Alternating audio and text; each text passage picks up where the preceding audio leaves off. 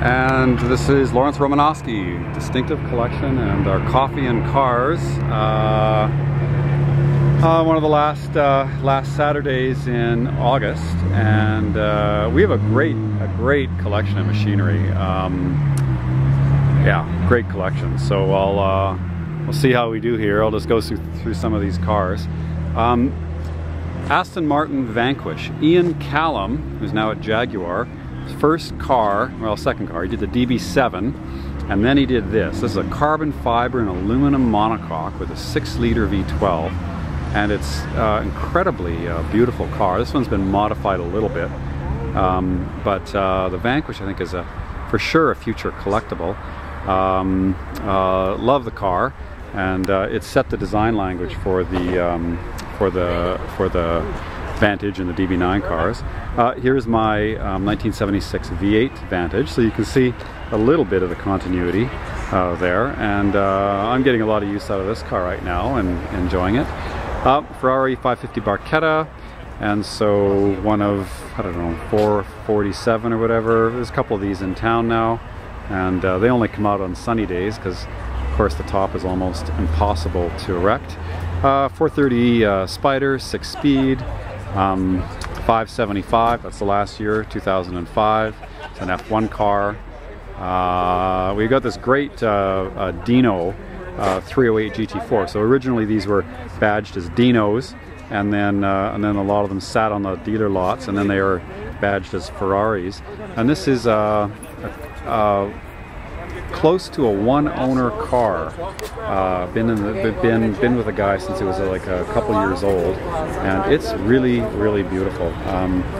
Terrific 70s interior, and wonderfully preserved car, and really well looked after. Anyway, and I think these are it's hard to do a mid-engine 4-seat car that looks good, and I think this example is a lot more successful than the Mondial. These were a little bit unloved for a while, but I think that they're really coming into their own. And this is a Bertone car, and just about everything Pininfarina, or everything Ferrari, is Pininfarina. So this sticks out as, I think, maybe the only Bertone Ferrari. And anyway, I think it's very successful, and it was the first use of the transverse 4-cam V8 that was later in the 308 series, and the 308 series is a Pininfarina car. And then over here we have 356. This is a barn find car. It's a pre-A car, and found in a barn in Texas. Hasn't been touched in 40 years, except for some concessions to drivability. And no, you're fine. And you know, it carries a wonderful patina, and the owner's really enjoying driving it around like this. So it's kind of a refreshing change from some of the other cars that are so perfect that you have to worry about every mark. This is a 930 or a 911? 911. It's a 911 wide body. Okay, so this is the mid 80s when they had the turbo look. 86. Okay, so these cars weren't imported into the U.S.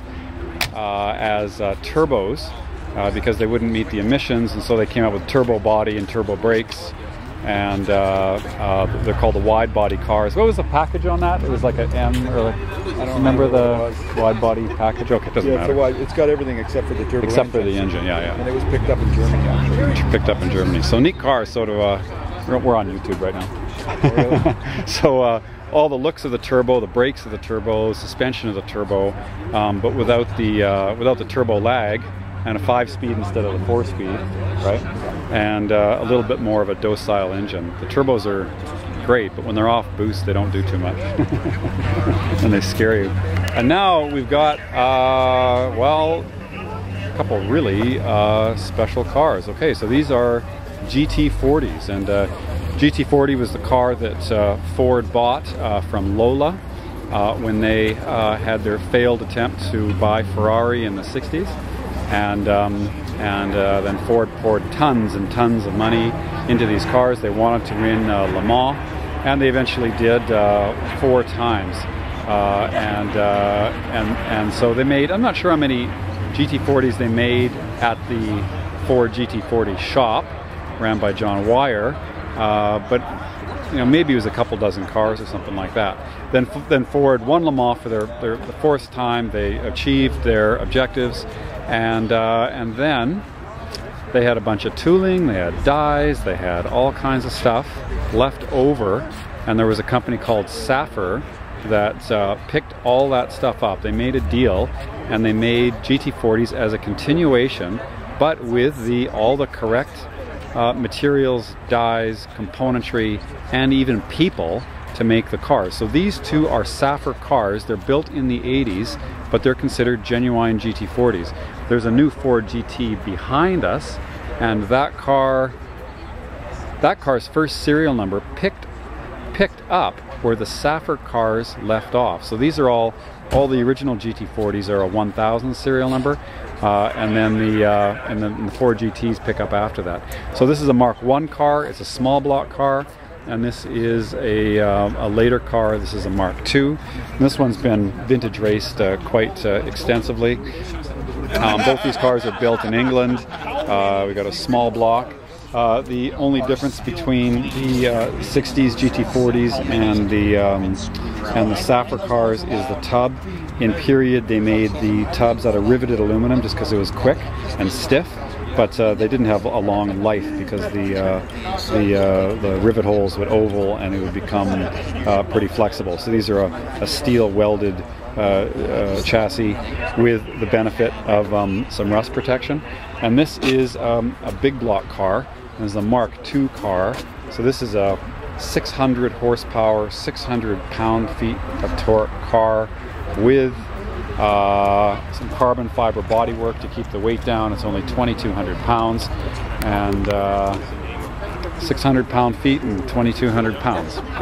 That's going to go. So these are, you know, still very significant cars. I don't know how many Safirs they made, but you know, I think in the teens somewhere.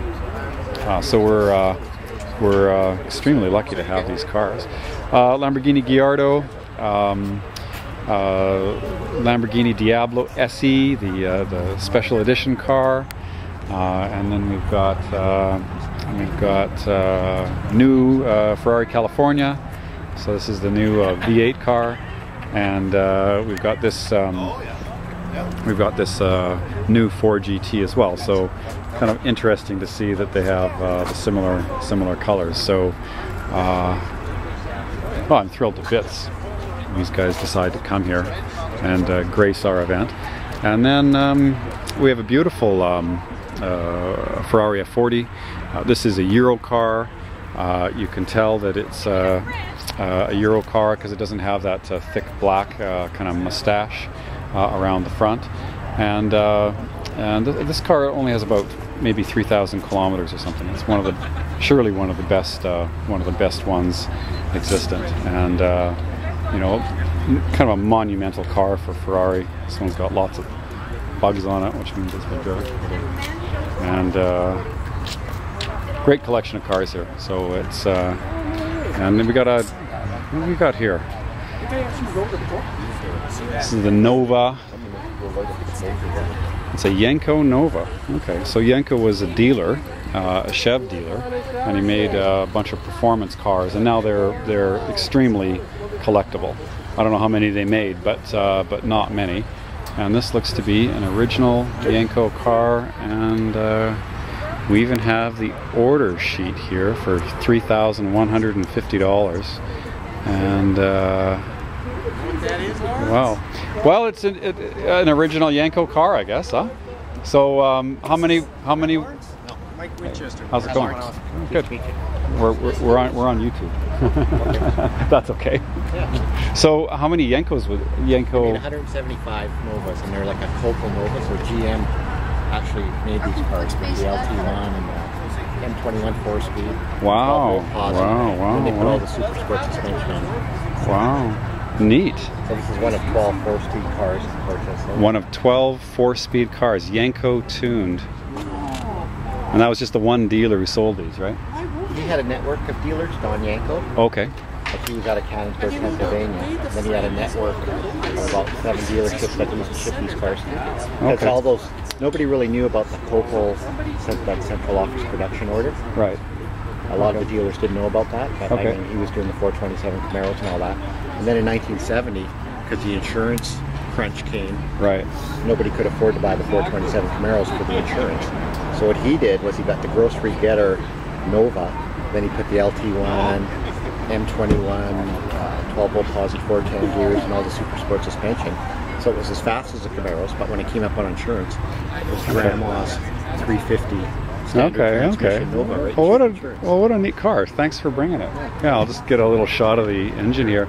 So it looks to be, you know, pretty correctly restored. You probably polished the valve covers or something in it, or what? Yeah, the valve covers probably polished, and the headers should actually be black, but Yenko did put headers on them. Okay. And it looks like a fresh restoration. Did you do the? Yeah, I did. Yeah. You did it yourself? Yeah.